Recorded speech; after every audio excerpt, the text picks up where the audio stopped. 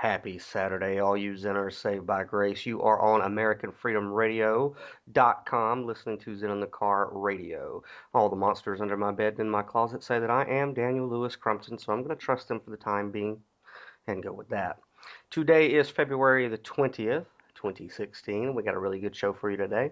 But I did want to bring up some things since last week. ZenInTheCar.com has come back from its yearly hiatus. We typically go on break every year around October, November, and then we come back earlier in the year. And basically, the point of that is it's not very popular for websites to do that, to kind of go on downtime. But we're not like any other kind of website. And the reason that we do it is to recharge our spiritual batteries and kind of choose what direction the site's going to go for the next year. And typically we have people who leave or new people who come on board. And this year we have a very, very, very impressive uh, lineup of contributors to ZenInTheCar.com, one of which is going to be in the passenger seat tonight, Thomas Sands. Thomas, you there? Yep. All right, before I let you take the mic here, I do want to go through the lineup. Obviously, we have myself as a contributor for ZenOnTheCar.com this year. We were able to get Derek Grayson, who is running for Senate here in the 8th Congressional District of Georgia. Sabrina Black is making a return, though she's kind of on the sidelines for the time being, but she will put out material on ZenOnTheCar.com/Divine America. Chuck Ocelli is also a part of Team Zen, and you can find his blogs at zeninthecar.com/TOE. You can also check out his website, ocelli.com, where he has pretty good free material. He has really good material for the members. We have Dylan Wade, who will be doing movie reviews for us. We have a very eclectic poet by the name of Samuel Jean, who he wrote for us a few years ago, but now he's back with a lot of new material that you'll be able to catch in the written word on ZenOnTheCar.com as well as YouTube. We have Smithfix. Chuck Smithfix is with us also. He'll be making regular guest appearances on the radio show as well as blogging at ZenOnTheCar.com. And of course, we have Thomas Sands. Now, I want to talk a little bit about Thomas Sands. It's I'm a very, very rough critic when it comes to the written word. Whenever you say that you're a writer or something of that nature, people tend to uh, want to bring you their material for critique. And to me, writing is a sacred cow. Now, it's that's my craft. It's what I was born to do was is write. So whenever you bring me your material, expect me to be very, very rough whenever I critique. Don't be, a jack writer, so to speak. But I have got to admit, whenever Thomas Sands brought me some material, he is the first person that I have never had to edit. I have never had to critique. I had absolutely nothing bad to say about his writing whatsoever. As a matter of fact, I was actually humbled to read his material. Now, he's a younger guy. He's 19 years old, right, Thomas? That's correct. Okay. And I got to tell you guys, it, especially what I'm about to have him read to you, which was published on ZenOnTheCar.com this week. It's called a Personal Declaration of Independence. He sent that to me earlier this week, and when I got finished reading it, I kind of teared up, and I kind of teared up because one, it was just magnificently written, and you'll be able to hear that in just a moment. But uh, it made me kind of tear up a little bit to know that I had maybe a small part to play in inspiring what he wrote, for one, and that makes what I do all the more worth it. But another reason that it made me tear up was that it showed me hope for another generation. It showed me that what people like myself and everybody here at American Freedom Radio do is not in vain, that it's actually reaching an audience and that it's actually changing hearts and minds. And it's my personal belief that this young up and coming writer is going to change a generation. That's my belief. And I'm honored to have Thomas Sands on the Zen in the Car family. And I have high hopes for him. I think a lot of great things are going to come. So Thomas, if you don't mind, I would like you for the listening audience to introduce yourself a little bit, and then give them a reading of that Declaration of Independence, if you don't mind. All right. Well, first of all, I'd like to say thanks for the kind words. Very humbling and inspiring. You did play a part in that because if I wasn't in contact with you, I wouldn't have wrote it to begin with. So thank you for the motivation to do that. Um, I am a 19-year-old writer from Georgia originally, Middle Georgia. I believe I'm a philosopher. I think we're all philosophers, but that's what I like to say that I am. And then as well as a political activist, or trying to be, anyway. Um, as far as an introduction, I think that would be fine. Uh, All right, and then, okay. yeah, if you would, I mean, go ahead and I'd like you to read that Declaration of Independence for the audience. All right. Yep. I apologize for the quality. You may hear some reverb or sound from the room. I need to get a better mic, but either way. So this is a personal Declaration of Independence. I wrote it because I felt like it needed to be written. It was something in my mind that I thought about a lot, and I felt like maybe someone other than myself could get something from it. But here it goes. Please note that the following document isn't meant to replace or copy any document that currently exists, but instead is meant to serve as an addition to the great writings that were written before this one. I do not believe that this document can stand alone. I hope that it becomes for others what it has been for me inside my mind before I put the thoughts into writing. Instead of focusing on the people here, I focus on the person. That person could be you, someone else, or it could be me. The reader is urged to keep an open mind, or the listener in this case, and understand that no document is perfect. All we can do with the limitations that are in place in our reality regarding writing is to expand on previous documents with the experience gained from life after reading such material. There comes a point in life when one must choose to live how others want them to live, or live the life they desire. Following the golden rule may be the extent of their moral and ethical values, and this is enough. The individual chooses not to follow the path of those that fear the snake, but instead take the road they wish, and acknowledge that the serpent may be waiting for them and ready to strike at a moment's notice. The person must decide either to dissolve the bands that are used to enslave them, breaking free from restriction put on their way of life, or be content with the chains that tie the individual down, involuntarily committing them to a life of servitude to their masters.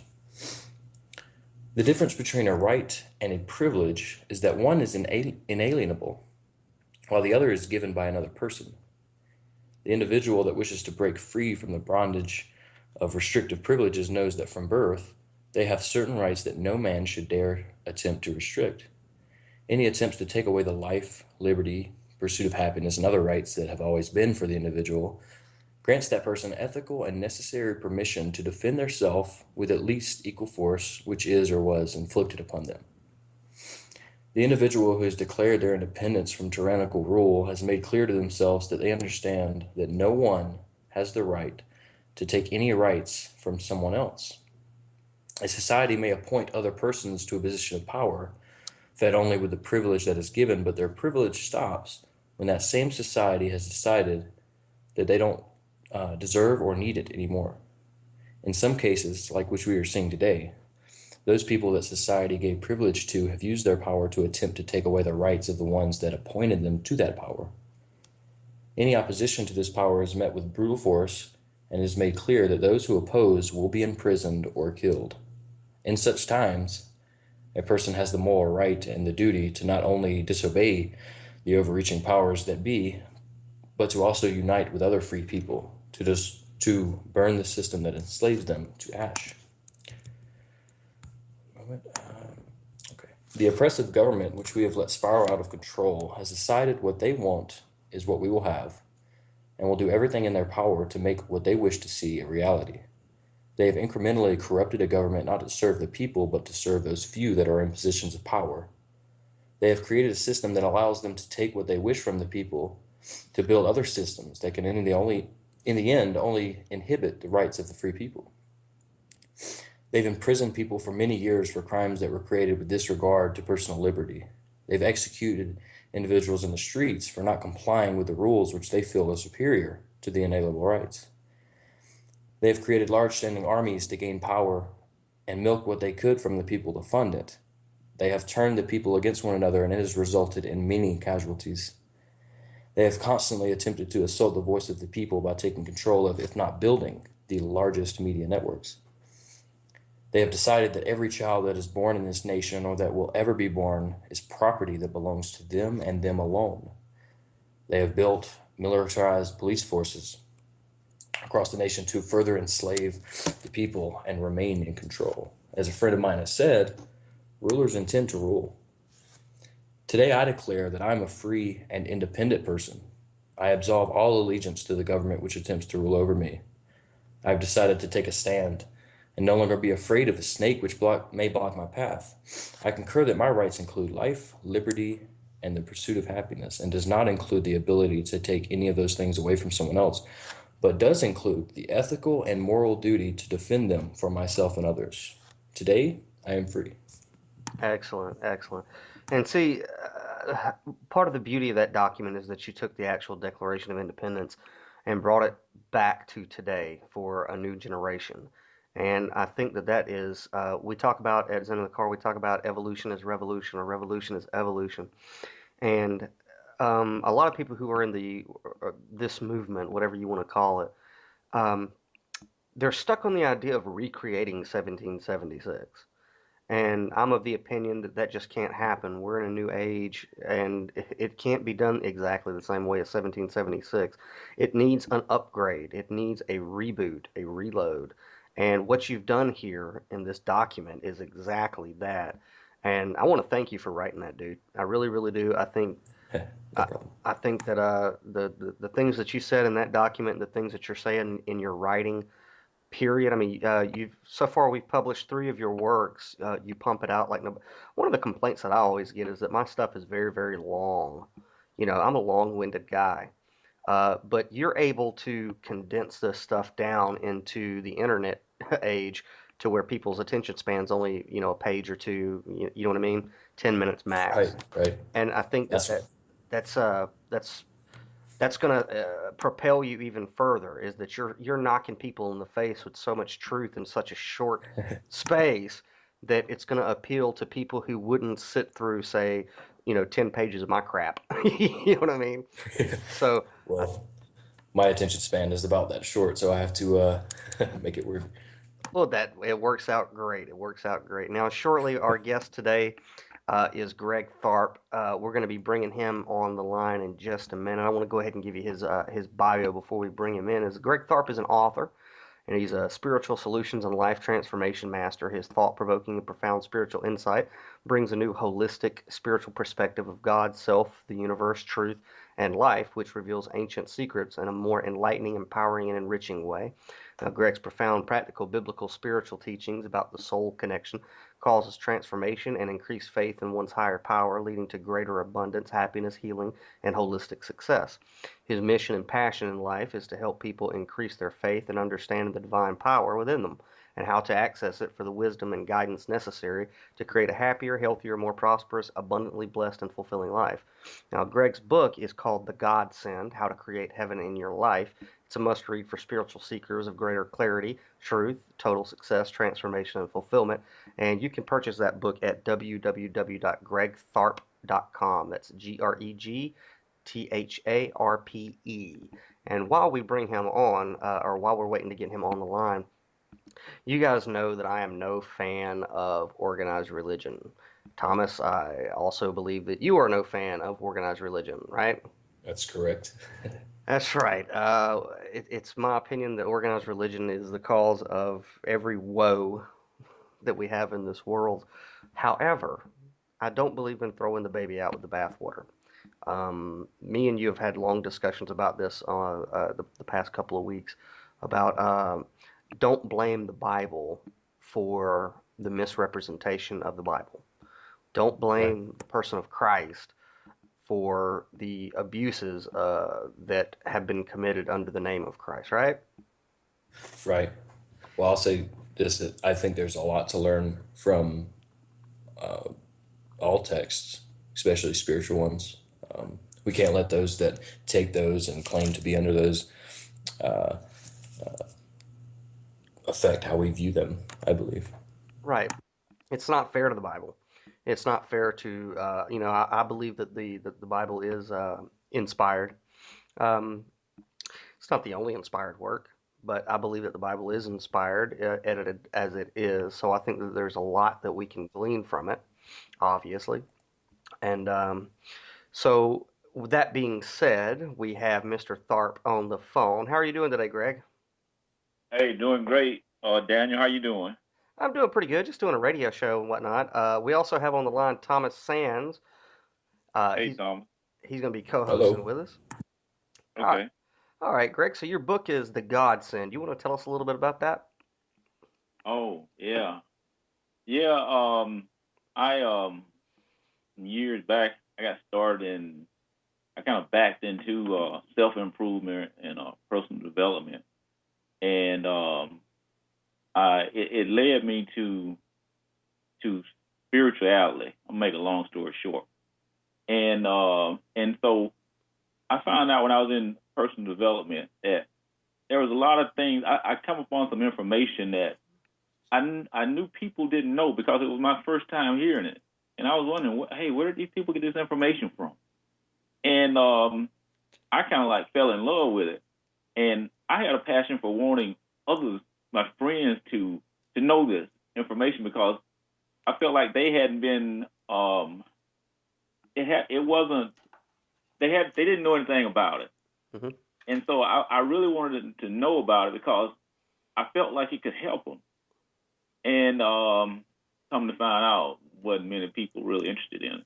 But it led me to I was going to some seminars, um, and so one of the speakers said one day he was saying he made said some words that kind of like inspired me, and it was like thoughts are causes and conditions are effects, and they kind of like brought spirituality to the forefront of my consciousness. And I really didn't know anything about spirituality. I wasn't really aware of it. And those words kind of like they inspired me. And I started to dig deeper. And I started to study the Bible and started to just dig deeper into it and go deeper within. And I really discovered my spirituality. And so I after I started studying the Bible, I wanted to like clear things up a little bit and write what the spirit had showed me some deeper interpretations of what the Bible actually meant. And so that's when I wrote my book and to help people gain a better understanding of what the Bible and God and life is all about. All right. Now, would you consider yourself a Christian? I personally know that you're not an Orthodox Christian, but would you identify yourself as a Christian? Now I don't go with labels. I There don't you put labels on. there you go. You know, I like that. I am. Like the Bible says, I just am. I'm not. I don't deal with the label thing. My spirit doesn't lead me to put a label on what Right. I am. Right. So it's not your approach to do the fire and brimstone thing with the Bible. You look at the Bible as more of a food for the soul, sustenance, for the inner man. Exactly. Spirit based thing doesn't make sense to me. Not in relationship to understanding God. I see God as love, and so I don't get with that spirit thing that they're teaching out there. All right. Well, that's unfortunately that's something that's been taught for a very, very long time. I think that's what turns people away from the Bible is the hate. The people have used the Bible as a a means to ostracize anybody who is different, rather than take the Bible for what I believe is really saying, which is that we're all God in the flesh, essentially. Right? Exactly. I totally agree, and that's what the Bible is trying to say, and that's what Jesus. I like the Jesus the gospel, and his teachings and the story of Jesus because I think his message was about telling people you are in other words you are God in the flesh. You are potential. You have the God like potential in you, and you can do all things if you believe. You have the potential for health, you have the potential for healing, you have the potential for prosperity. It's just if you just understand that potential and use your mind right to plant those seeds that's not limited and that's in alignment with abundance. Hmm. Well, you say that, and I also echo that that same saying, but in certain circles, me and you would be burned at the stake as heretics for even suggesting that what Jesus was saying was that we're all God in the flesh, But if you, excuse me, if you don't mind, tell us a few things as far as how you would use the Bible for, say, uh, personal improvement, such as, in your finances, in your spirit, and your emotional health. Yeah. What are some things that your book, The God Sin, teaches in that area? Well, the main thing, like I was saying, I like the teachings of Jesus and based a lot on that. And Jesus was saying, like he said, whatever you ask for in prayer be given to you. All things are possible if you believe. If you had the faith of a mustard seed, nothing would be impossible. And say, asking you shall receive. Seeking you shall find. So that's kind of like, it's about, success. And a lot of people don't look at it like that. And it's about your potential, and it's based on your, it's really like the story of Jesus, it's about, dying of the ego, because there's separation. When you came into the flesh, there's separation between you and spirit. It's like you became like more in alignment with ego, and when in that mindset, which puts the resistance in spirit. And Hmm. so it's showing people, how to, get rid of ego and align back in alignment with spirit. And once you put your intentions on the financial thing or the health thing or whatever, and that means that you've given it to God, and now spirit will give you the guidance and the wisdom to manifest that. So it's all about like sowing and reaping, and that's the thing that I like about Jesus' teaching, about understanding, your potential, understanding the God in you, and that it is possible. So believe it, that you are God, and you can manifest, this abundance in each area of your life, unless you're here to go through some things that you need to go through to to maybe not have that at this point in time, but to learn some lessons, Hmm. along. Well, you mentioned ego, which kind of smacks of Buddhism and Hinduism. It was some of the inspiration for your book also inspired by Buddhism and Hinduism? I don't really know a whole lot about Buddhism and Hinduism, to tell you the truth. I just Wow. was going by what my spirit led me to to write. And from basically I studied the New Testament mainly, and Mhm. the teachings of Jesus, but I was just going by spirit, what spirit was leading me to write, whatever, and these things like Buddhism and Hinduism and all that, all of the information comes from the same place, if it's based on truth. And so you don't necessarily, the first person that wrote it, he didn't get it from a book. Right. And so so we all have access to that. You don't necessarily have to go through a book, but that'll be a way to do it, is to go get it from a book. Right. Well, give us what your definition of ego would be within the biblical framework. Ego to me is like, it's like the carnal, they say the carnal mind, the lower consciousness, the lower mindset based on the five senses more so, and looking at things based on five senses, which puts resistance in between you and spirit, like keeps you separated from God. Mm. And it's kind of like keeping you from that part of you that's saying, it's putting the limitations and the fear on you and keeping you from aligning with spirit and keeping you from believing in your highest potential, or believing in the Christ consciousness, or believing in the God in you, what is possible for you. And Right. so that's what ego is. And you mentioned Christ consciousness. Uh, Yeah. Explain that a little bit, because there's a lot of people out there who really don't understand what Christ consciousness is. And if you, for those of us who do have Christ consciousness, I don't know if you're familiar with Alan Watt, but Alan Watt has fabulous talks on YouTube. But there's one where he says, if you wake up in America and you say, I'm God, they'll put you in a loony bin. I know that to be true. But if you wake up in India and say, I'm God, then everybody goes, well, congratulations. It's about time that you finally figured it out. you know, so it's Christ consciousness is something that a lot of people really can't fathom, and I think that's due to religious dogma, really. But talk on Yeah. Christ consciousness and what it is and how one can attain it, and how can you know if you do have Christ consciousness?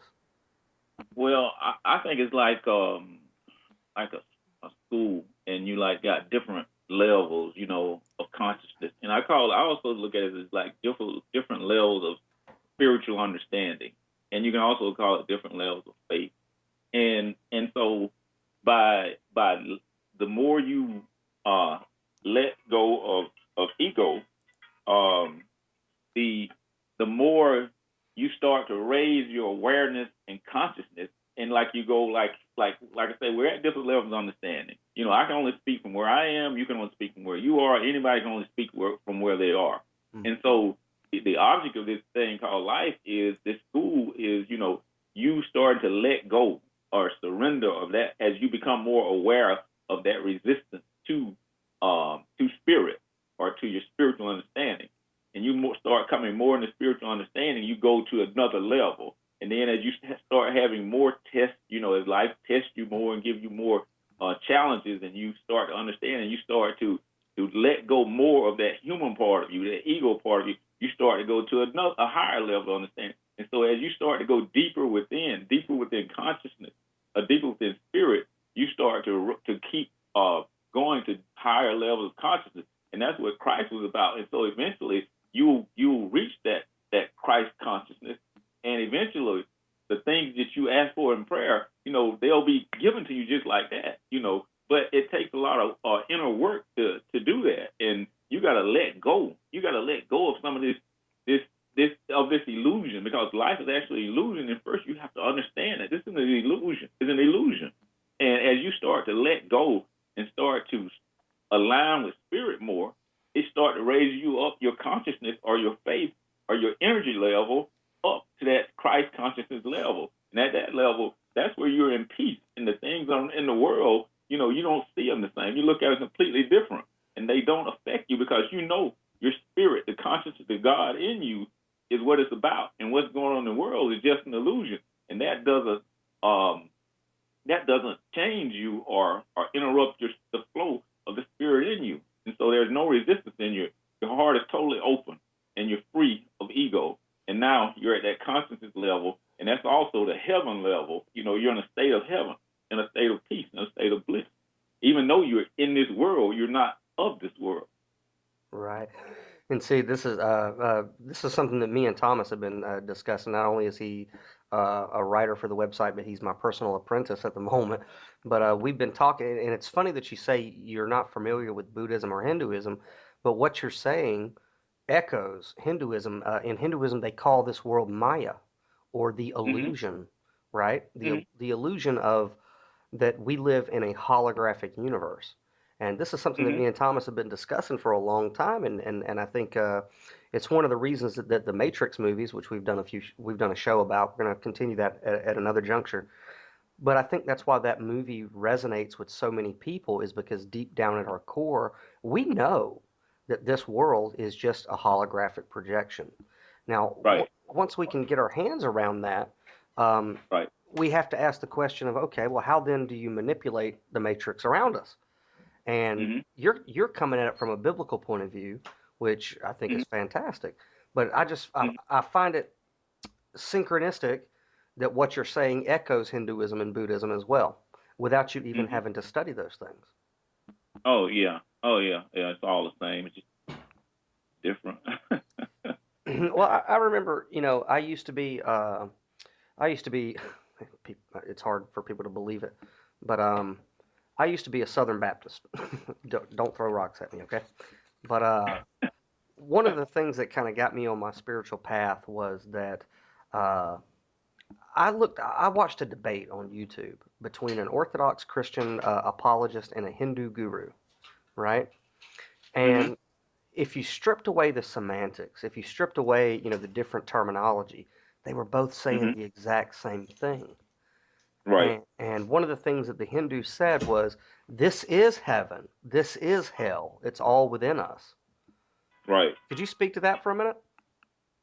Oh yeah, it's just like I say. It goes back to that consciousness thing I was talking about, and Dr. David Hawkins in the book Power versus Force.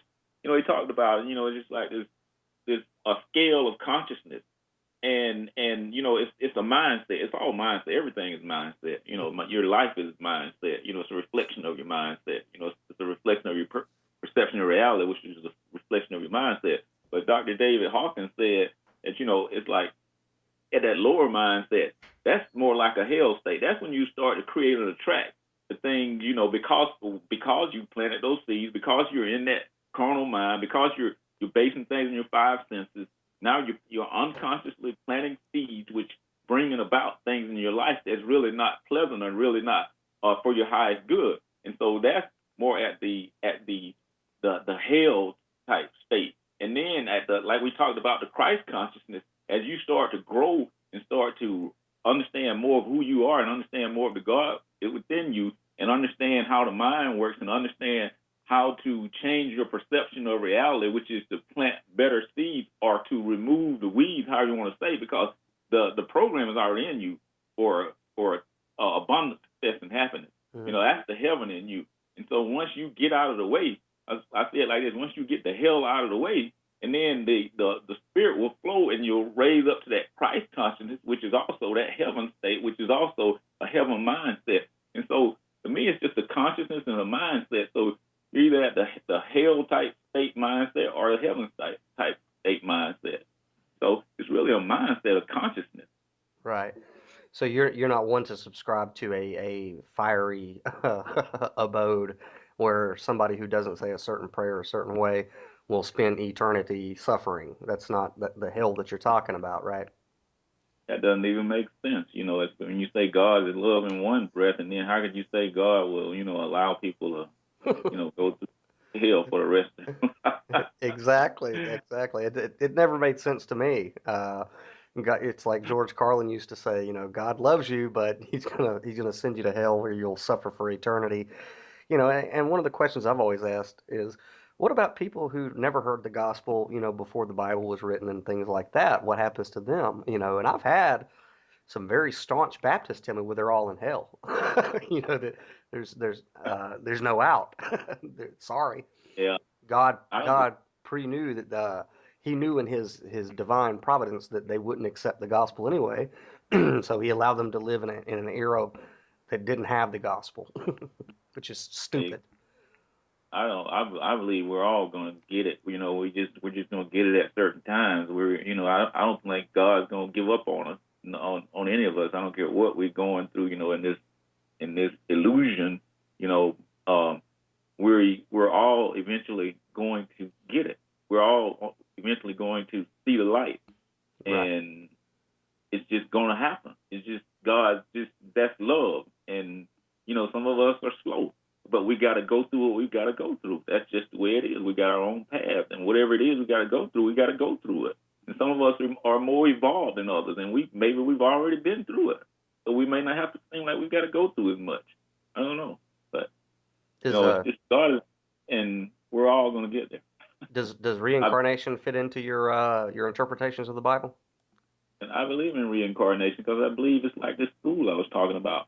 We're going to eventually have to come back until we get. Some of us are not going to get it right now. We've possibly done this thousands of times. We just don't remember it, And once we wake up, and realize that, we'll like move up to a higher level. But a lot of us is like stuck in this grade, this grade called this carnal mind grade, Hmm. and we're just resisting. We keep resisting, but it's just like all of us go through that. All of us go through that. We're gonna resist for a while, and then eventually, wake up the next morning, lights come on. And sometimes you have to go through something tragic for the lights to come on. Sometimes, some people here, the lights were on for them at an early age. They didn't necessarily have to go through as much as some other people went through. Right. And for me, it was just hearing those words. I had to hear those words from that guy, and that's what sparked the light in me. So just Right. See, I've always felt that, and Thomas, if you have anything to add, please don't hesitate to jump in. Um, All right. I've always believed that, if you have somebody who's a literal interpretation type person of the Bible, I've always asked them, well, there is a scripture that says, "If I be lifted up, I will draw all men unto me." And then I'll mm-hmm, ask them, well, was he lifted up? And of course, the mm-hmm, answer is yes. And then I'll ask, well, how many men did he draw unto him? Well, all of them. Well, then right, for that to be literally true, you're going to have reincarnation. You're just going to have to. exactly. You know, not to mention the other places where the Bible does talk about reincarnation. I mean, reincarnation is in every faith, even the Bible, though they've tried to strip it out. But I think that the idea of reincarnation is most fair for a loving and just God. Yeah, I don't Yeah. know. I don't know what the process is whenever you shuffle off this mortal coil, why we can't remember. Now, of course, those who do have Christ consciousness can remember their past lives. Mm-hmm, I know I remember a few, which is confusing because then mm-hmm, you have to determine who are you, whenever you incorporate those memories. But what I would like for you to do is, I believe in divine providence, and I don't think that there's anybody listening to this that uh, there's no such thing as coincidence. So if somebody is out there listening to this right now, they're supposed to be right, listening to it. So what I would like for you exactly. to do is, let's say we're talking to somebody who is in quote unquote hell. They're in of emotional depression, financial Yeah. depression, spiritual depression. What would your words to them be to start to go on the path out of that?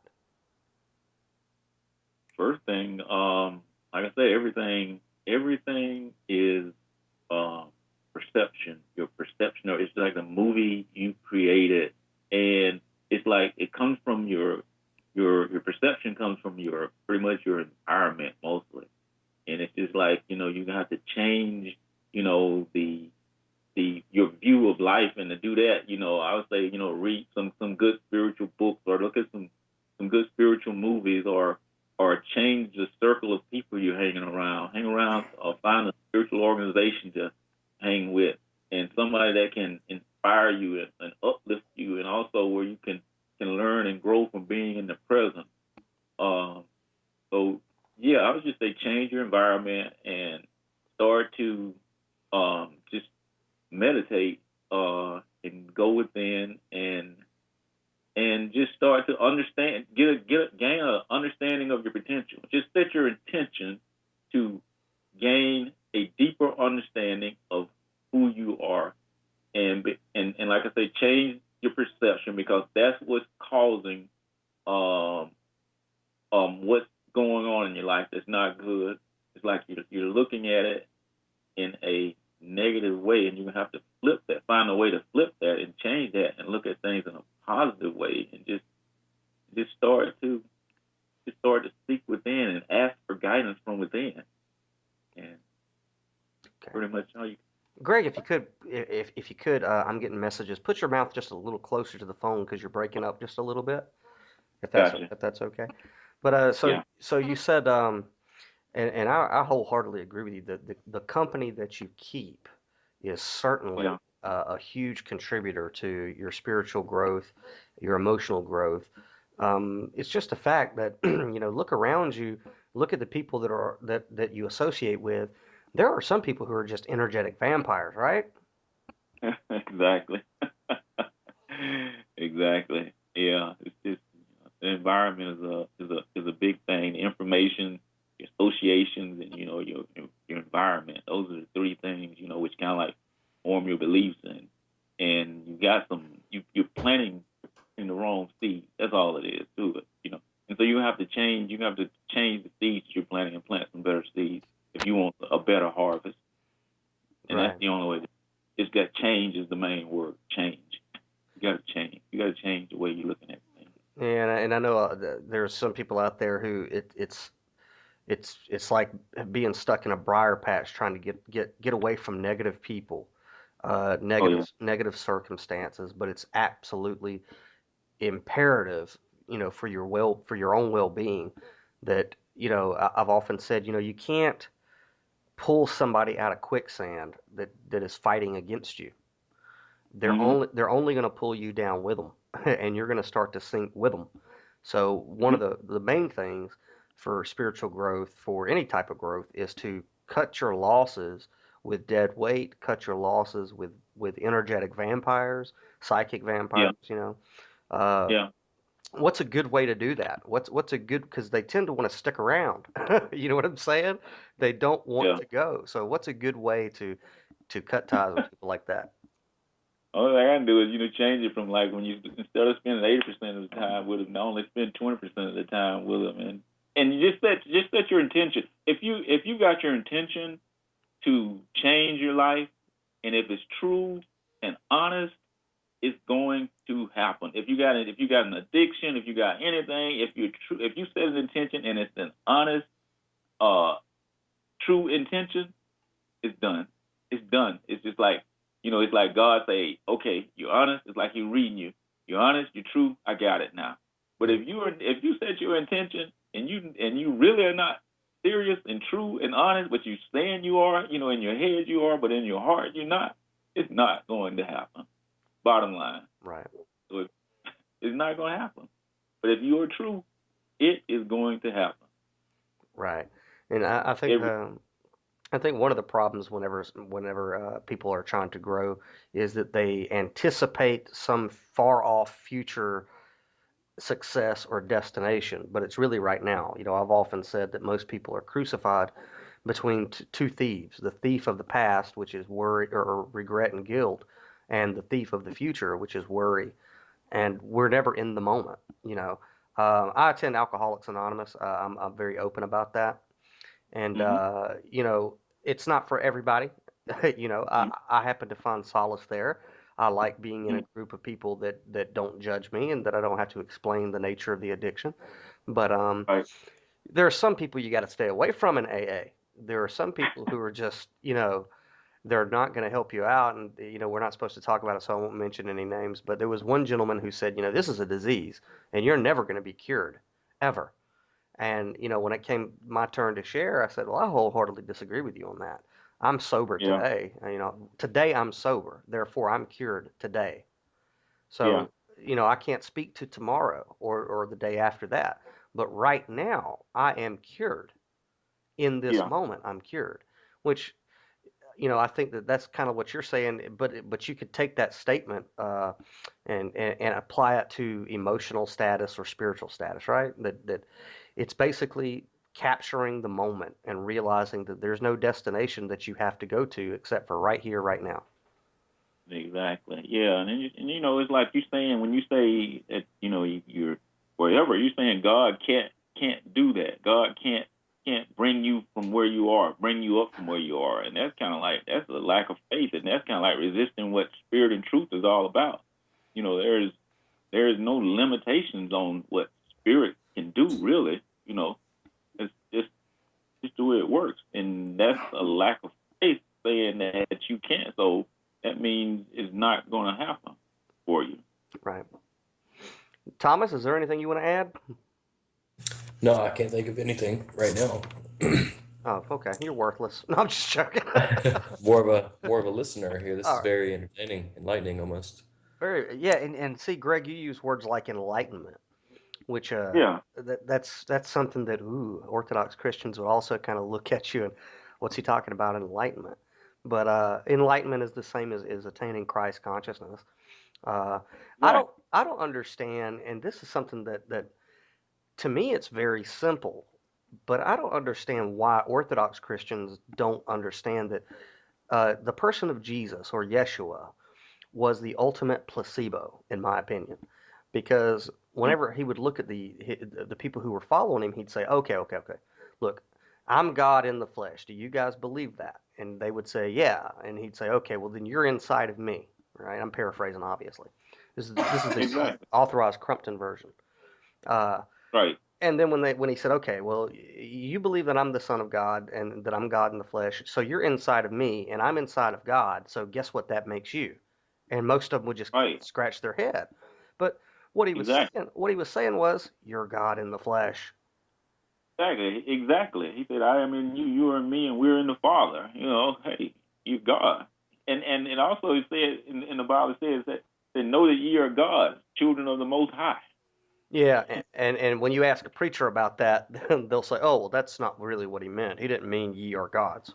But that's what No, go ahead. it's like like the in the Jewish religion, they call it blasphemy when Jesus told them that he was God, and so he stopped saying it. He said he was Son of God, so he started saying I'm the Son of Man now, because they would, they said this is blasphemy. You're not the Son. You're not God.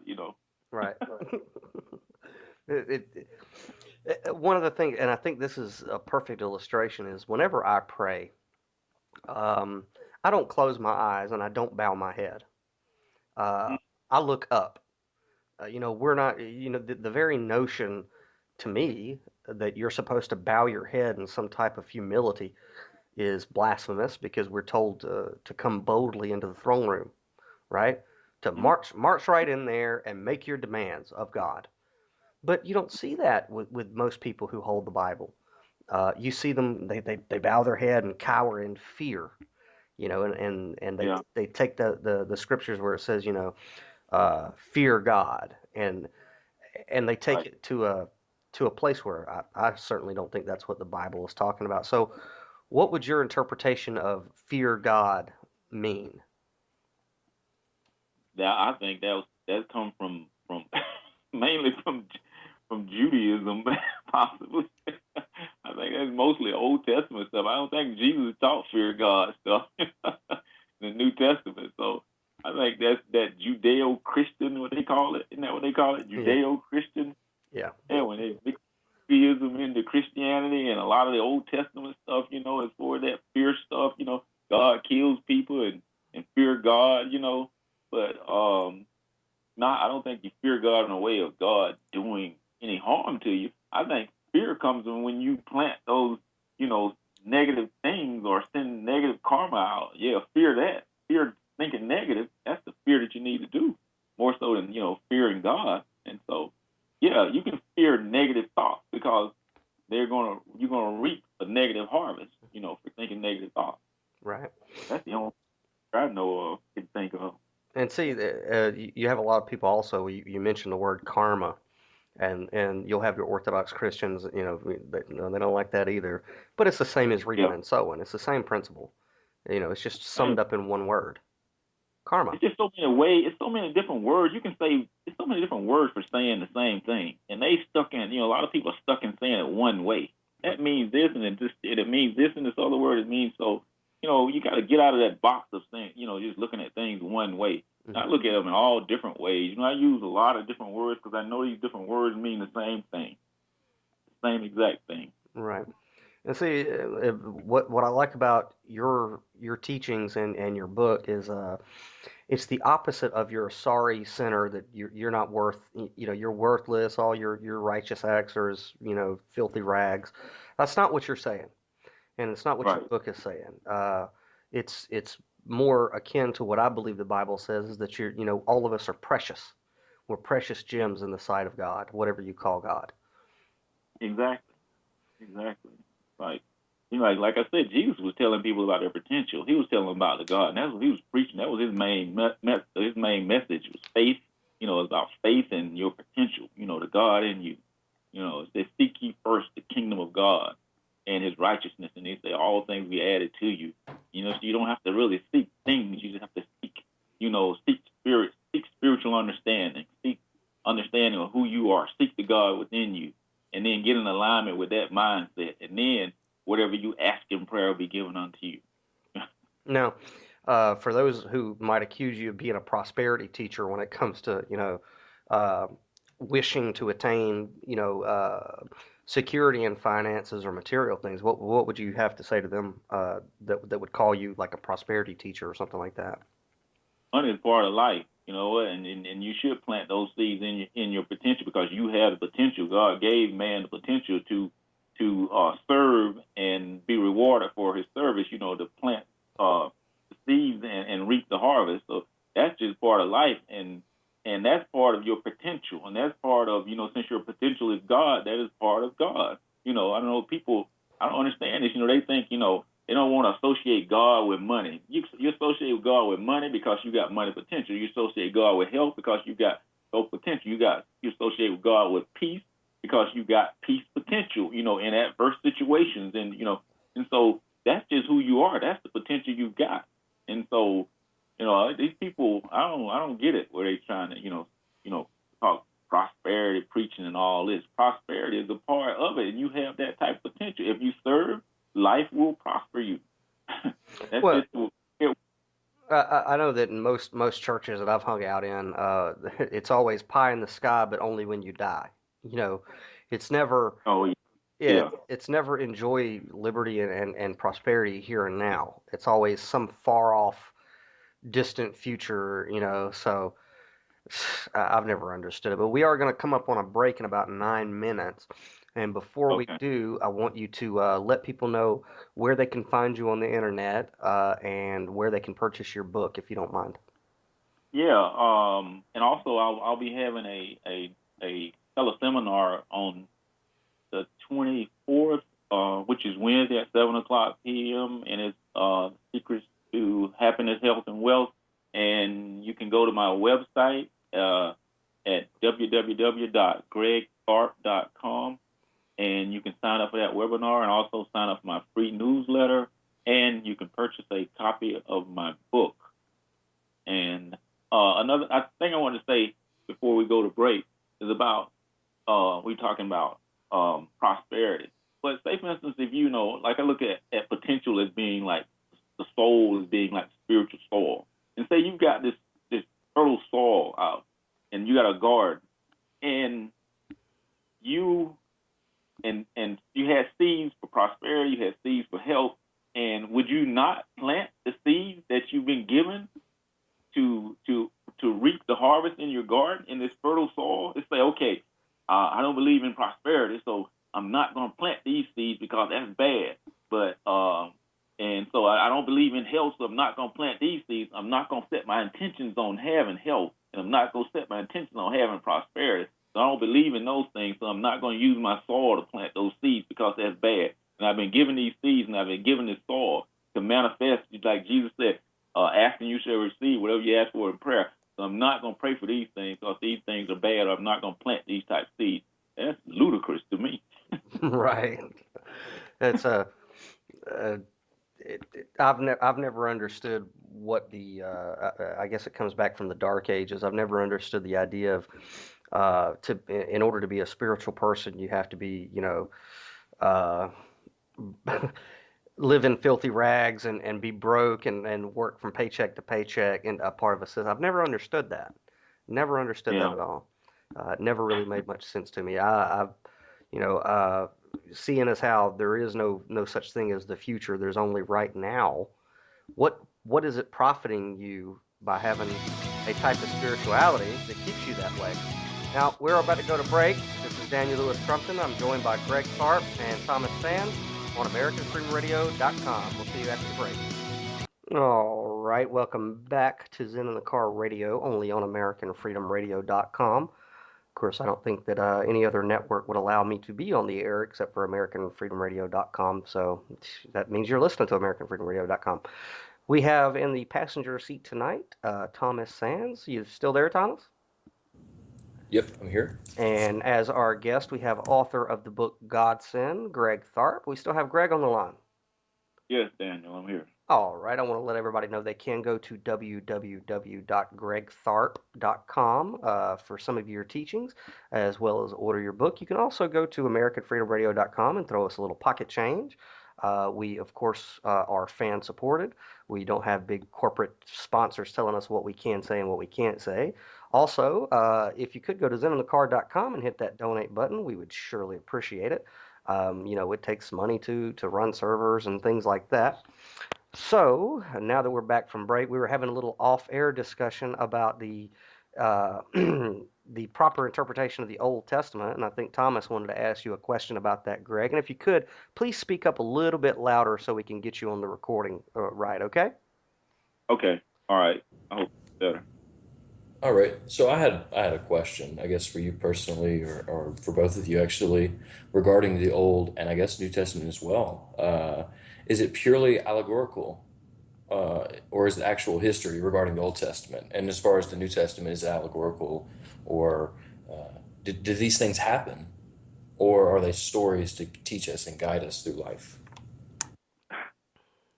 I'm not sure. I'm not 100% sure, but I know some of them are probably stories. I don't think everything possibly happened, especially the way they say it happened, because Right. some of the things, how could we know they happened? Because, say for instance, in the Exactly. book of Genesis, who was there? You know, he had to. Some of the books had to be. Some of the things had to be channeled, possibly. To even be able to write them. So I don't think everything happened, and I don't think everything. Right. The Bible doesn't literally means everything it says. Uh-oh, you said channeled. Yeah, I can hear the pitchforks and the torches coming, dude. Well, I mean, this is something that I mentioned to Thomas when we were on a Skype call. I think it was either last night or the night before. Is okay. I could take you to where Muhammad is buried. I could take you to where the Buddha's shrine is. I can't take you to King Solomon or King David's tomb. And you expect me to believe that King David and King Solomon, who most of your biblical, I mean, the temple, for God's sake, is based off of David's design and allegedly Solomon's handiwork. You expect me to believe that two of the biggest figures in Judaica don't have tombs that we can go and visit? I'm supposed to swallow that? Now, I'll go ahead and give you Jesus, okay? Because, he rose from the Right. dead and all that. I'll give you Jesus, but you're not getting Yeah. away from Solomon and David. Come on, man. It's just not going to do it. And, I have heard people also say, well, not only it wasn't just Jesus that rose from the dead, it was, 500 other people or however many people the New Testament says ascended with him. Well, that's great. Okay, they ascended with him, but they didn't take their frickin' tombs with them. So there should at least be an empty tomb of King Solomon and David somewhere. Yeah, I don't think all that doesn't really matter, if it's really about what's in you, that God within you, that or within your soul, that spirit within you, and if it doesn't apply, if that outside of you doesn't apply with um enhancing your understanding of that spiritual you within you, Hmm. you know, it really doesn't have any meaning. A lot of people get caught up on that outer stuff, and it affects them inwardly because it affects their beliefs and is not in alignment with spirit. So it causes a resistance in the flow of the spirit in them, and that therefore they attract and create some of the things, or it limits their potential from creating the life that they truly desire within, Hmm. because they get caught up on the outside world, which doesn't really have anything to do with it. If you just stay within and just set your intentions as high as possible, and put your perception of reality, at its highest, and just have faith and trust in that spirit, because you are going to manifest and create you anyway. You created what you got right now. Hmm. You're going to create what you get in the future. It's all based on your mindset and your perception of reality. And so if you don't want anything, a better harvest, you don't plant. Stay the way you are. Keep the same mindset. But if you want a better harvest, believe in that potential in you and stay focused on planning on keeping a positive mindset, and stay focused on planting the better seeds, or removing the weeds that's preventing the spirit from flowing freely in you, to give you the intuition and wisdom to guide you and lead you to the manifestation of better intentions, or better goals, or a better harvest in your life. Right. You've mentioned the like attracting things and changing your mindset and stuff. It's sounding a lot like the law of attraction. Are you familiar with that one, that concept? Yeah, a little bit. I didn't read a lot about it, but yeah, it's based on the law of manifesting, the law of attraction, the law of creation, the law of cause and effect, the law of sowing and reaping, all the same thing. You know, your mindset, what you reap what you sow. Law of reaping and sowing, it's the same thing. You Right. attract, create, and manifest based on what's planted in your subconscious, what's your thoughts and beliefs, which in other words is your faith. It's just like if you believe in sickness because you see all the sickness in the world and that's what you believe in, that's what you faith in, your subconscious or your soul or your potential say, okay, here you go. This is what your faith is in. So here you go. Right. If you believe in, poverty or mediocrity, and it says, okay, here you go. This is what you believe in. This is your faith. So as the Bible, says it'll be done unto you in accordance with your faith. And so that's pretty much the way it works. For it's just we're all under that same law of sowing and reaping, and we're all sowing and reaping. We're all creators. Like God is the creator. We're all creators, and we all create at this dimension, at this third level dimension of this human dimension. So Right. that's what we do. We either intentionally or unintentionally create what we've created, and we can create a mess or we can create a masterpiece based on how we use our mind or based on the seeds that we sow. I would also add that's how we use our words. Uh, Same thing, yeah. yeah, it's how we. Yeah, well, yeah, A lot of people. I yeah, mean, if you hang around anybody who it just seems that life is not working out for them or everything's going wrong, their car breaks down, they're late on their bills and all this. Listen to the way that they talk. They're constantly talking about their problems, and they, they go ahead. oh, no, I was just gonna say they don't realize how powerful they are. It's like, look at the mess you created. That's how powerful you are. Look at you now. You can do the same thing if you just change. Yeah, yeah, it works. It works in the other way too. Exactly. I tell What people, you created. some people who are always talking about their problems, I'll tell them, I'll say, look, whenever that problem pops up, instead of complaining about it, why don't you, every time that problem rises its head, why don't you think of one positive thing?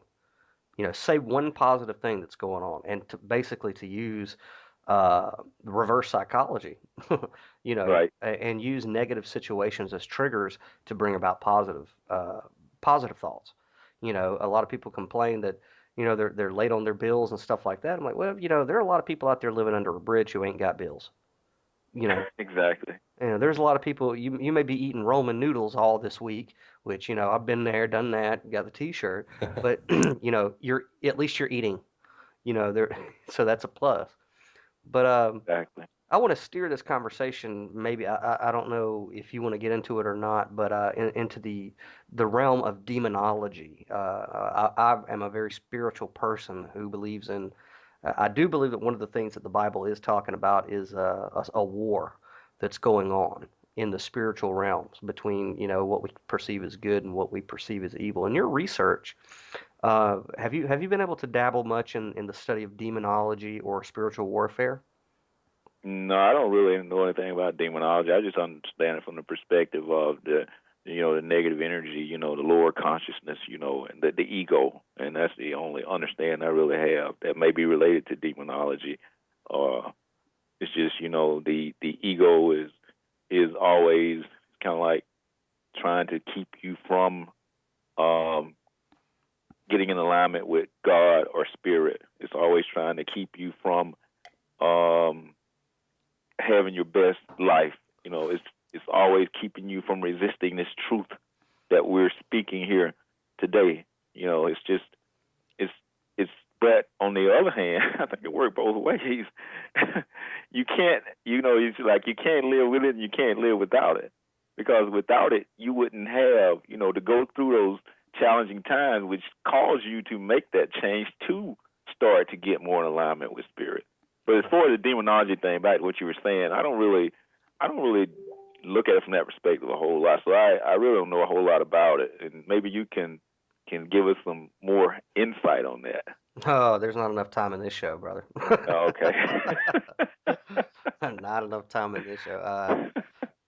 I don't even know if I want to go there. Yeah, there's not enough time in this show. So basically, I would imagine that your scope of what negative entities are is basically coming from ourselves. It's a manifestation of our own fears and worries and things like that.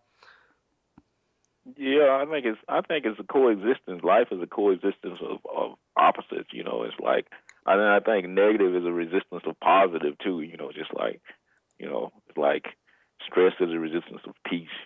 That kind of thing. So I just think it's just part of the energies of life, and it takes the two energies to make life what it is. I, Mhm. I think. Well, I mean, even the Bible says, "Is there not evil in the land, and I have not done it?" And that's God talking. Uh, Hmm. and so it's a yin yang type thing, if I had Right. to summate it.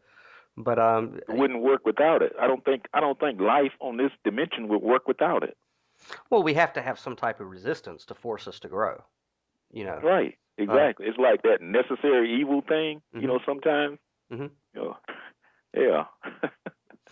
All right. Well, your book also talks about health. Uh, Hmm.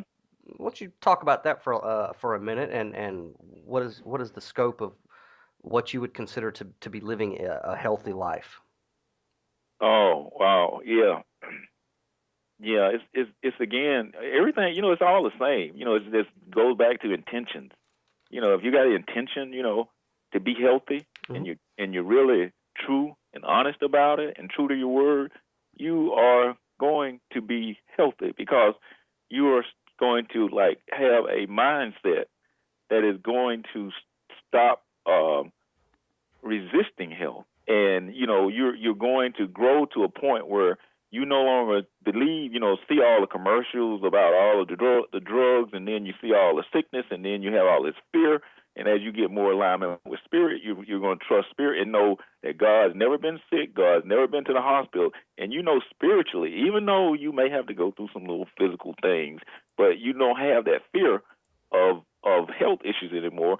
And because now the spirit, you remove the resistance, and now the spirit is actually guiding you more so, and leading you and giving you the wisdom because it's within you already of what you need to do every day to be healthy. And for you, it may be eat different things, but it's all healthy. For me, it might be a little bit different, but it's now we're under the guidance of the spirit to lead us and guide us to become healthy. And that's just the way it works. It's like you might go in the store and you see some things that you might start changing the way you're eating, and you might start walking, or you might start whatever it is, because now you've like given it to God. You've like given your health thing to God, and you're serious about it. And now He said, okay, I got it. And so you kind of like sitting back and let God take it. And now He's actually working through your body and you're actually doing the actions, but it's actually like you giving your health to God. And now you're becoming healthier because you've become more health conscious, right? And you don't, when now you're health conscious, and now you don't maybe eat some of the things you used to eat, or, do some of the things you used to do. And so now you're manifesting because now you've planted those seeds, and now you're manifesting, or the spirit is because you have that potential. You've got that soil, and now it's manifesting uh, the health that you want. It's like your prayers are being answered. Yeah, my dad always used to say, when the mind is weak, the body will suffer. And Yeah. I would always reply, well, Dad, when the body is weak, the mind will suffer because they're interconnected, right? Right. And I know, I need to get back into practice of it, but I used to do a lot of yoga, which oh, Hmm. that's of the devil, Stretching is of the devil. But I know that whenever I was doing yoga on a regular basis, in the morning and in the afternoon, my mind was so much sharper, so much clearer, so much more in tune. Oh Uh, yeah. because I mean, it's like the Bible does say, your body is the temple of the Holy Ghost. It's a temple, Yeah. and Exactly. it's gonna have an effect on your emotions. It's gonna, I mean, what's his name? I can't believe I can't think of the actor's name. Marlon Brando, right? Hmm. Used to be Hmm. notorious for losing weight and gaining weight for different roles. And when he was asked one time, well, how do you do that? How do you how do you drop 20 pounds in a month or whatever? He would say, I just turn on some music and I move, right? Mhm. And one of the things I've found is, whenever we think of exercise, we think of, this, uh, we have to have a dedicated time and it's going to suck and it's going to be strenuous and we have to lift weights or run on the treadmill or whatever. But, I often exercise while I'm cleaning the house or while I'm Exactly. cooking, you know, you just, Exactly. right, you just turn on some good music while you cook and you move, you just move. E- And exactly. you'd be, Exactly. I agree with you 100%. And so, Exactly. you could exercise 24 hours, well, not 24 hours a day, you got to sleep, but most of your day, if you move, just use your body to move fluently. You'd be surprised, very surprised. Exactly. And Activity. Exactly. That's the key. That's the key. It's like not necessarily going to a gym, but it's just moving. I agree with you 100% on that one. well, what do you Yeah. think about what's your thoughts on vegetarianism, pescatarianism, or versus eating meat? Uh, I think your spirit is going to guide you to what to eat and what not to eat. I think vegetarian thing. If you're if I don't I don't have a problem with it. If that's what you got it to do, Hmm. it's not going to hurt you. I don't think eating meat hurts you either. I think you'll know, moderation. You'll know, how much to eat and what type to eat more. You know, um, so I, it's just so however you guide it. I think you'll be guided. Be guided. What like me myself, I eat pretty much anything, but I'll eat it in moderation. It's not like one of these people. I don't eat this. I don't eat that. Whatever. Like some people, they say I eat pretty much anything I want. I do eat it in moderation. I don't. I try to eat vegetables Hmm. as often as possible, and I don't eat a lot of some things like a lot of greasy stuff and I eat a lot of like chicken and fish type meats. For some reason, I don't eat a lot of pork and a lot of beef, even though I do eat pork and beef. I just don't eat a lot of it. So I kind of like I don't go about go by like what these people saying in these books, and you read a lot of this stuff, and nothing wrong with it because you can read the stuff, but you got to discern it also. What makes more sense to you. You can't this man just because he's saying that doesn't mean it's the gospel or whatever. That's just what he thinks. So I'll Right. read and I'll discern and I'll say, well, like they say, drink 8 glasses of water a day. Nothing wrong with that. Or drink a gallon of water a day, maybe. That's a better example. But who drinks a gallon of water a day? I My do. spirit's not telling me to drink. I actually do drink a gallon of water a day. Okay. Well, see, you can do it maybe, but I don't drink a gallon. That's too much water for me. You know, and my spirit doesn't say drink a gallon of water. My spirit tells me to drink water, and it tells me to drink quite a bit of water, but not a gallon a day. That's just I'll be drowned in water. Yeah, well, no, it's not That's bad. hard to do too. That's kind of hard to do. Drink a gallon of water a day Well, I've for actually, me. especially if you're losing weight, drinking cold water, ice cold water, actually helps you to burn calories. And not to mention, I just like to stay hydrated. But Yeah. I was an alcoholic for years, so I figure I make it up for it now. But but I used to be a pescatarian, which is you only eat seafood, you don't eat anything, any land-dwelling creature. I will say that I did feel a difference in my emotions and whatnot. Now I'm back to eating meat, but I think, this is just my personal opinion. I don't eat as much meat as I used to, but prayer over your food, there's something to be said about transmutation. Um, I don't know if you know who Freeman Fly is, but he years ago I saw a video of his where he was talking about transmutation of food, and it's while the energy and the emotion that you have while you're preparing food, you will ingest that. As they say, you are what you eat. You know, Mm-hmm. so whenever I'm preparing food, anybody who's ever seen me in the kitchen, I'm listening to upbeat music. I'm preparing the food with love. I'm Oh yeah. enjoying every bit of everything that I touch as far as preparation of food Yeah. is just happiness, Yeah. it's love, it's positive Yeah. vibrations. And one of the things Yeah. I absolutely love is after I do that, watching people eat the food. And you can see Yeah. on their face that the emotion that I put into the food is it Mhm. they're taking that in, and then you wonder why fast food is so horrible for you, because it's getting made by people who are making minimum wage, they hate their job, and they're slapping the food together, and then you're eating that, right? Mhm. Mhm. Exactly. It's kind of like sound to me like it's kind of like you doing it. You kind of like preparing the food in spirit, Mm-hmm. and anytime we can stay in spirit in anything, it's just so much more better for us. It's to our advantage, because that's the key to it is stay in consciousness of God, and that's what you're actually sound like when you prepare food. You're kind of like in conscious, in spirit. So Right. what you're doing, and so that kind of like, goes out into the people that's eating the food. Like that energy is going into them, and they're enjoying it better, and it's just so much better. That's right, and you can tell. I Yeah, mean, you can see it yeah, right when they. I mean, and that's why I love watching people eat, dishes that I prepare, is you could see yeah, it right away. yeah. And you have to take that same principle with food and apply it to other things, the state in which Mm, you're in while, say, you're vacuuming or planting a garden, exactly. or, You when, do exactly. you know, Exactly. You take that same principle and you can apply it, even like when you're like you said, working around the house or even if you're working out in the gym, you try to take that same principle and apply it there. It's kind of like you try keeping your energy high or staying in spirit. And you try to stay in spirit and try to do and as many things or like use the music, use the incense, use nature just enough to keep your energy at a high level right. because and when you get in the world it's going to bring it down much, so you try to be conscious and try to keep your mind like in spirit and on spirit, and it like it helps you. Right. Uh, I'm a big believer. Now, I see on your website that you have a life enrichment mini course that goes with your book. You want to tell the listeners what they can expect with that?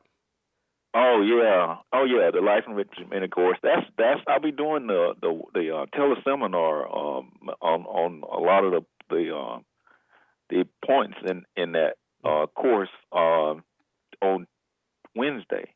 Right. Yeah, and so it's just that's the one that I talk about the Hmm. secrets of happiness, health, and wealth. Yeah. And I think there's about um 7 or 8 I talk about, and I think I'll cover about 3 of them in the teleseminar on Wednesday. Right. All right. See, I'm just getting some messages here. Somebody's wanting to listen in, and, and they can't get the player to work, which is unfortunate. Uh, all right. Well, tell me, it, when a person, let's say they do start walking this spiritual path, and they start to want to expand and have prosperity spiritually, financially, and all the other avenues, and problems arise. What would your Hmm. suggestion be for dealing with problems when they pop up after a person starts walking this path? I think you ought to be happy that they pop up. Be happy that they pop up because they're going to help you grow. And it's just what you need while you're on that path. You're only going to get what you need, and that problem is exactly what you need. And when you start to be able to understand it from that perspective and look at it from that perspective, it's not going to be a problem anymore. You don't see it as a problem. That's it. Now this It is never was a problem. It's just a challenge anyway. It's just a test to help you grow. And they say, okay, you need to grow in this area. Have you grown yet? Okay, let me give you this test. And if it's a problem, you haven't grown. You backslid. so so view problems as positive things. Yeah, they're like manure. It helps you grow. Right, right. You can't grow without them. It's like one of my friends, a very spiritual lady. She said, things don't happen to you; they happen for you. And if you just look at it from that perspective, Hmm. it'll change your whole life. That's Things true. don't happen to you; they happen for you. That's right. You and I met each other a few years ago at Unity Spiritual Center. Yeah, Uh, yeah, and Clive Delaporte was the I don't even know what you'd call him. He wasn't the preacher, but Clive ran it. right, And Clive used to right. always say, "Your problems are dragons." And the bigger the dragon, the bigger the problem. But he would say you need to ask yourself, what do dragons do? And it's they guard treasure. So the bigger the dragon, the greater the treasure. And you have to make a decision if you're going to tuck tail and run in the opposite direction, or if you're going to slice the dragon's throat. And I think that's a better way of looking at our problems is, like you Right. said, they're challenges, and if we can just push past them, there's something on the other side that's going to be very worth attaining. Exactly. Exactly. That's just the way life works. They're tests, and you got to pass this test to get to the next level. It's just, And if you don't pass that test, you're not going to the next level. And so you're going to keep eventually having that test, because you are here. You chose to have that test. You chose because you know you needed that test to get to where you want to get to. It might be you want to overcome stress and you want to have peace. And so you're going to keep getting this test, or this problem or this challenge yeah, until you finally get it. yeah, it does seem like whenever you avoid a problem, it just keeps popping back up, popping back up, popping back up until you finally just say, "Ah, hell with it," and you deal with the damn problem. Tony Robbins used to say, positive thinking is great, but it's not everything. If you're looking at your garden and you say there's no weeds, there's no weed, there are no weeds, you're gonna lose your damn garden. You need to get in there and you need to pluck the freaking weeds out of your garden, right? Exactly. But I know it's easy for us to say that because when you're caught up in the moment of a life trial, Oh, oh it's wow. it's it shuts you off from your bigger perspective. Oh, oh, exactly, and that's what's gonna happen. But it's something you got to go through. You just gotta go. You just gotta experience that. It's like you just said, you get caught up in it, and you won't even realize you're caught up in it, and you're just going through it, and you finally, eventually, you just have to snap out of it. But you just gotta go through it. You just gotta be caught up in it, just to understand it and understand the mind and understand life. Hmm. And it's like you're saying, it just comes upon you, and then you just caught up in it, and just the mind, you just cannot get your mind back straight for some reason. It's just all messed up, and it's gonna take a minute for you. You just got to go through that process, and you keep maybe trying to meditate and pray and stuff like that, and eventually you may snap out of it, but. It's just a test that we got to go through, and that's the way we learn and grow from going through that kind of stuff. Yeah, my dad used to say, and I quote my dad a lot, like they say, the older I get, the smarter my dad is. Yeah, Yeah. but he used to say, I felt sorry for myself because I had no shoes, and then I met a man who had no feet. Uh, and Yeah. you got to look at it that way. I mean, you have to regain your sanity somewhere in the midst of a problem, and you have to realize that at least you're blessed to have that. Like, for example, I got this freaking crack in my roof. That every time it rains, it leaks. And when I first noticed it, I got so frustrated and so upset, and I was just grumbling about it. And of course, it would rain more, right? Mhm. Uh, it, Mhm. it, until finally, I said, you know what? I'm blessed to have that crack in a roof. Mhm. It's just a problem. All I have to do is call my freaking insurance company and deal with it. Why am I sitting here bitching about it? There are so many people out there who don't have a roof, you know, Exactly. but Exactly. And we tend to want to get thrown back into victim mentality all the time exactly. because it's easy. Exactly. It's easy to be a victim. Exactly. One way to do, to overcome that is, you should practice peace. You practice meditation. You just practice being at peace, and then just kind of like you program in your subconscious. Where then that's when you actually be. You don't have to think anymore. Once you start to get, this type of perception in or thinking well, not thinking, but this type of perception of reality into your subconscious. Just practicing peace. Just sitting at peace and practicing peace. Hmm. And what you don't have to think about it anymore. When situation comes up, it's automatically there. You don't react the same way anymore Right. because you've been practicing this peace for so long.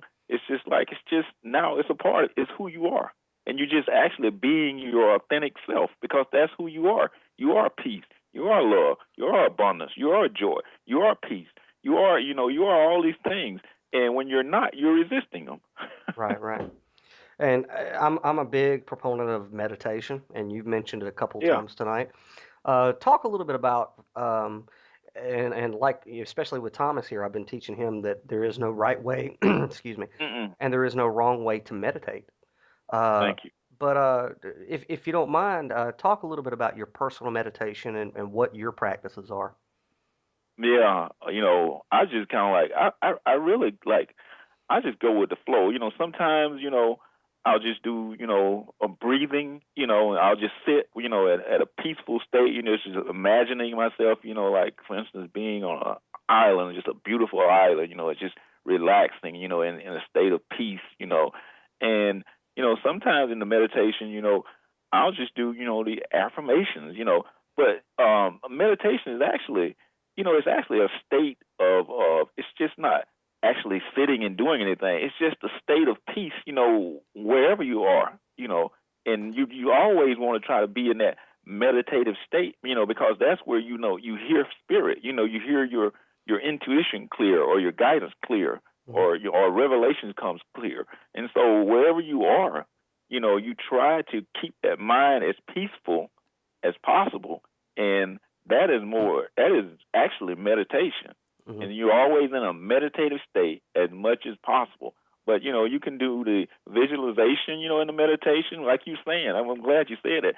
I don't think there's a right way or a wrong way. It's just, like I say, practicing your breathing on your breath. That's one good way of doing it, because that breath is actually, that potential is actually God, and so you're focusing, on the life energy, Right. in which is the God energy, And and so. that's something that, yeah, I have been teaching Thomas, is that Hindus and Buddhists would call it prana or chi. Mhm. It's carried on the air. It's not the air, but it's carried on the air. And the more that you breathe, the more God force you take into yourself. Mhm.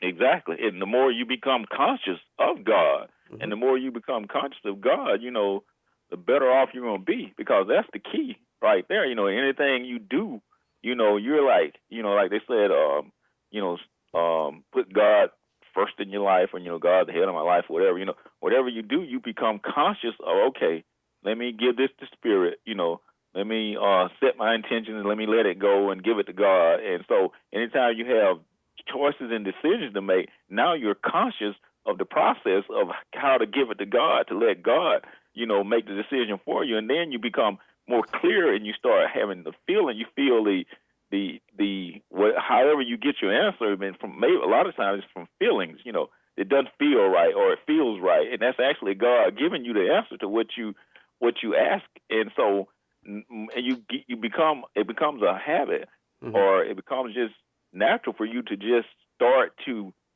anytime that you've got some choices and decisions that can make an impact in your life, you start to use that process of, like, becoming conscious of God and giving it to God, and allowing your feelings to guide you and direct you into making the right choice and decision.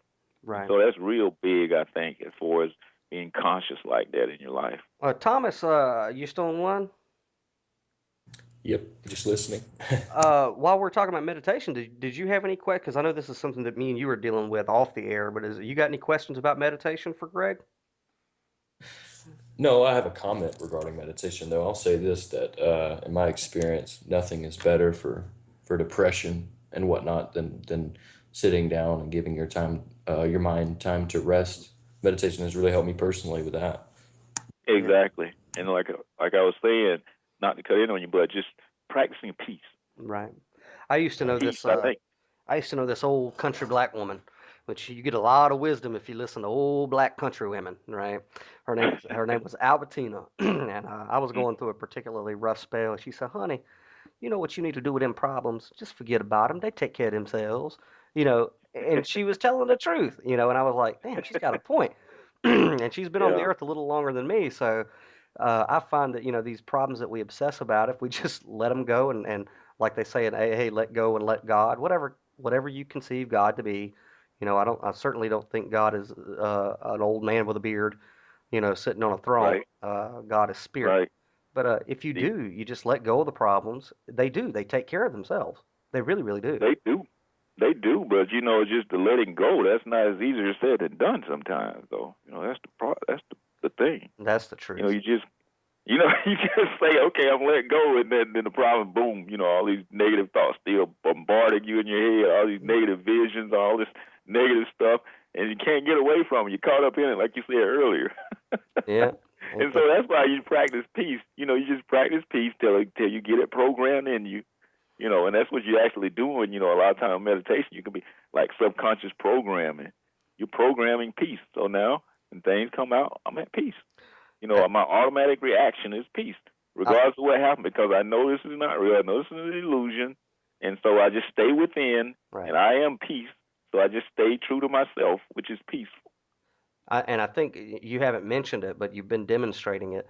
One of the best ways to deal with adversity is laughter. And we've heard you laughing all throughout this whole interview. I And know. but it's great because as they say, laughter is the sound of recovery, right? Right, exactly. I'm glad you said that because I'm laughing a lot of times. I know other people are not laughing, but it's just life. Once you understand it, and from a higher level, and you see it's actually an illusion. You just laugh at things. Even like you say, you can be going through some rough times. You still laugh at it. And some other people, you still laugh, but you're not really. It's not like a sarcastic laugh. It's just it's just life, and it's a trip. It's funny. Yeah, I don't know if you've ever seen that movie. It's called Life According to Garp with Robin Williams in it, where he's going to buy a house and this small biplane crashes into the roof while the real estate agent's showing it to him, and Robin Williams says, "I'll take it. What are the odds of that ever happening again?" And, That's funny. he just looked at a problem from a different angle, which is that shit'll never happen again. So I'll take the house. But yeah. but yeah, I mean, I found, and I'm a big student of Tony Robbins. I've listened to Tony Robbins since I was 14 years old, and you're familiar with him? Well, yeah, I'm going to Palm Beach next month, but I'm really going to see how he's doing things. Oh, Unleash the Powers. Oh yeah, personal power. I did all that. Yeah. One of the key things that he talks about is if you change you change your physical state, your emotional state will follow. Yeah. And laughter is one of the biggest, for me, is one of the biggest things. If you just force yourself to smile, just force it. If your dog died, you got bills in the mail, whatever, force yourself to smile, and your brain is going to register that motion, and it's going to go, oh, okay, well, he must be happy. And it's going to release the chemicals in your body that make you happy. Oh, yeah. Exactly. Just like if we just started laughing now, it's like, okay, let's laugh for 2 minutes, whatever. And we just started laughing, it'll actually be funny. It doesn't start out funny because you're forcing yourself to laugh, but actually, in the process, you'll realize it's funny. Yeah. You had something to add, Thomas? No, I was just laughing. There you go. Yeah, and I think it's, whenever you're having a down day or a bad day, pull up something funny on YouTube and give yourself about 5 minutes to just watch something that'll make you laugh. And you would be absolutely shocked at how quickly everything changes around you. And those big problems, they're not so big. They're not so big anymore. Exactly. I'm glad you brought that point up about laughter because that's very important, and it's a great tool that you can use, for some situations that's, kind of challenging. Right. Yeah, absolutely. All right. I want to go ahead and let people know that can people also send you friend requests on Facebook? Oh yeah, exactly. Yeah, so anybody who wants to hook up with Greg there on the social media thingy, as the kiddies say, it's Greg Tharpe on Facebook. That's Tharpe. Do you have Twitter or anything like that? Yeah, I've got Twitter, but I don't really know my Twitter account right off. Oh, okay. You're in the same boat as me. I finally broke down and I finally broke down and had to get a Twitter, so we're doing that thing too. All right. Yeah. And as we've mentioned before, your book is called The Godsend. It's How to Create Heaven in Your Life. Give us an idea of your. I know we talked about the conception of hell, but what's your conception of heaven? Heaven is like we were talking about that Dr. Hawkins, that scale of consciousness, that Christ consciousness. It's just like when you start to create and attract, because now, for instance, the Holy Spirit, we use the word Holy Spirit. Now it's flowing. You have no resistance. You have no ego to it, and you're in alignment. Your ego has merged into alignment with spirit, and now you are manifesting. With spirit is manifesting a state of peace and joy and happiness. And prosperity. In all areas of your life, regardless of what's going on in the outer world, because it's based on the spirit in you and you believing in that potential, or you believing in that God in you, not that you believing in what you see outside of you. And so you're staying within, and so now you're being rewarded, and that's what the heaven thing is. It's your reward for passing those tests that you went through and letting go of those carnal minded beliefs and merging with spirit. And so now your mindset is at that higher consciousness level, or that Christ consciousness level. And at that consciousness level, you create and manifest heaven in this physical life that we're in. Right, right. Now there is something that I like talking about, especially after 2012, the New Age, is there's of course Christ Himself said that the things that He did in the Bible we would be able to do and more. And Exactly. if you happen to hang out in Orthodox Christian circles, you don't see miracles the way that I think you and I have seen people, who, though we may call it Reiki healing, it's the same thing as Yeah. what Jesus did. But Yeah. Right. have you seen in your experience, because you're spiritually minded, have you seen in your experience people exhibit certain gifts outside of the Orthodox Church? No, no, I haven't. I haven't really seen it actually. With my own eyes, I haven't seen any of that type thing happening. But you agree that those things should be happening? Oh, most definitely. Oh, most. Yeah, most definitely they should be happening. Exactly. That's what Jesus was an example of. That type of healing, and that's like you said. He said, "A greater thing that you'll be able to do than I've done." Right. And so, what is that? That's kind of clear. A lot of things had to be discerned, in the Bible, but that's kind of like clear. Right. Like, okay, he healed the sick, he raised the dead. He made the blind see. He did all these. He turned water to wine. Right. And so, but we've got the potential, but we have that fear and we have that separation, and we're still caught up in the ego. So Although we don't totally I believe personally that. I personally have seen things like that with my own eyes, and what it befuddles me that I have seen people lay hands on another person who was sick. I've actually experienced it myself, where I was in a very bad car accident and had neck problems for I don't. It was excruciating pain, and there was a young lady who also goes to Unity, who knows Reiki. She touched me in like two different places on my neck, and I've never had pain there since, like since that Wow. day.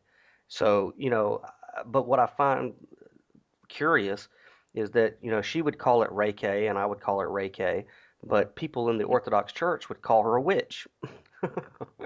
You know, and it's always bothered me because it's like you have people out there with extraordinary powers of healing amongst Yeah. amongst other gifts, and the Orthodox Church is wanting to burn him at the stake or call him, that you healed him through the power of the devil, Oh yeah. which is insane to me. And on the topic of the devil, do you believe in a personal Satan, a personal devil, as far as he's an entity outside of us? Because it's my belief that Satan and the devil is our ego. It's our negative half, our dark half. But do you believe Right. in the Prince of Darkness, so to speak? No, I don't believe. I think that devil thing, like I was talking about, the ego or the carnal mind, or whatever, that lower state of consciousness that we're in, and that's the other words for Satan or the devil. It's that's just the word they use in the Bible, and people want to like look at it from a physical human type perspective, Right. when they talk about the devil or something, Right. outside of them. But it's just that it's the resistance resistance to God. I'll put it like that. That's what Right. the devil is. Well, I like to sum it up. I'm a huge uh, science fiction geek, so I understand spiritual things through Star Trek and Star Wars and things like that. But there's an episode of the Clone Wars where, and of course, it's in every time a Jedi has to go through the trials, they have to face their darker half. But the best representation is when Master Yoda, has to face his darker half, and he finds that the more that he fights his darker half, the stronger his darker half gets, and eventually he says, Mm-hmm. he accepts it, and he says, "A part of me you are, but control me you do not." And to me, that's Mm-hmm. the devil. The devil isn't some guy with a pitchfork and horns and all that. It's us. It's our internal Exactly. ego, Exactly. and Exactly. once we realize that, we take power away from this, omnipresent, omniscient sort of outside force that is so much more powerful than us. Once we realize it is Exactly. us. Exactly. That's when we, like you said, that power and authority. When we don't realize it has power and authority over us, but once we realize it, we take our power back. It has no power over us anymore. Right, Once we awaken and become enlightened to the truth and stop resisting the truth. right. Well, Greg, we got a little over 10 minutes left, so I want you to, before the music cues up in about 10 minutes, go ahead and let everybody else out there know, summate your message, summate the message of your book, and make sure that you let everybody know where they can find you on the web, and also get a copy of your book before we hit that 10 o'clock mark. Oh, okay. Yeah, the main thing, like I was saying, my message is mainly about potential, is mainly about teaching people about the God and them, mainly based on the mind, the spirit, and the soul, and, gaining a understanding, a higher understanding of that. And that's the key, is like knowing that you do have the potential, understanding that potential, understanding how that potential is just like soil, it's like spiritual soil, and understanding how the mind is planting, and understanding how the world is influencing, you know, things that's not in alignment with the truth, and how those beliefs, how we've adopted those beliefs, and now they're planted into our soul, and now now we're manifesting and creating things that's not for our highest good. It's causing us, problems and challenges with our health. It's causing problems and challenges with our finances, our relationship. It's like putting limitations on our potential. Now we're not living the life that God put us here to live, because we're not open. We're resisting. We're resisting the spirit. Now we're resisting our intuition and wisdom from coming through and guiding us. So, we've got to know the truth, and we've got to like heal, because we're really sick, and we don't really know we're sick, because we've got this stuff that's separating us. And now it's all about healing, being healed, healing ourselves from this resistance, and this that's blocking the spirit of God from blessing us abundantly. Like Jesus said, he said, "I came so that you may have life." He said, "I didn't come like the enemy to steal and kill and rob." He said, "I came so that you may have life and have it more abundantly." And that's what this is about, by you just we knowing who we are, we knowing that we're God and that potential is in us, and that we're creating, and we're constantly creating, and that we're going to create anyway. So since we're going to create, why don't we just change our perception of reality and create a more fulfilling, abundant life, like we're here to create. And once we're allowing God to come in, like letting go, like you said earlier, Daniel, by letting go and letting God, like surrendering, like we're surrendering ourselves to God, and like being free of the ego, and allowing God to just guide and lead us and directing us to a more fulfilling and blessed and abundantly joyous and happy life. And so you can go to my website at www.gregtharpe.com, and you can get my book there, and also sign up for my free newsletter. And this will help increase your vibration, because this is what we're all about. It's about increasing your vibrations, or increasing your understanding, or raising your consciousness. And it's about helping you with the healing process, and identify things that's keeping us from reaching our fullest potential. And also, you can go to my website and sign up for my free teleseminar on the secrets of happiness, health, and wealth. And this will also increase your understanding, increase your frequency, increase your faith, and help you start to shift. Because this is all we're about, shifting, and that's what I'm doing. I'm helping people make this shift. It's like leaving the ego and shifting into spirit. And so everything I do is based on helping you make the shift. And we're all, by being engaged in this type environment, this spiritual environment, it's going to help you shift a little bit more, and your understanding is going to rise a little bit higher and higher, and you're going to go to another level of understanding. You're going to continue to increase your understanding until eventually you reach that mindset where you have no fear, no ego, and you're just open. And now God is just fully flowing through you. Now your intuition and wisdom is just crystal clear, and you're hearing from God, and for your guidance and direction into living your most fulfilling life. Excellent. And the book is called The Godsend. The Godsend: How to Create Heaven in Your Life. How to Create Heaven in Your Life. Everybody, if you like what you heard tonight, please go pick up a copy and check. When did you say that live webinar is going to be? The 24th? It'll be the 24th at 7:00 p.m. Eastern Standard Time. Excellent, great. And go to my website at, like I said, www.gregtharpe.com, and then go to the events tab, and you'll see it there, and you can register for it there. All right. They can also find you on the Facebook, as the kiddies say. Right. Twitter, no, not so much. We're gonna have to get caught up on Twitter, but so this is we've had Greg Tharpe on tonight having a very spiritual discussion and free of the Oregon standoff, which ate up too many hours of my show. I'm even regretting bringing that up. But another thing I wanted to ask you, Greg, before we hit the mark, is I'm also a political activist. You know that.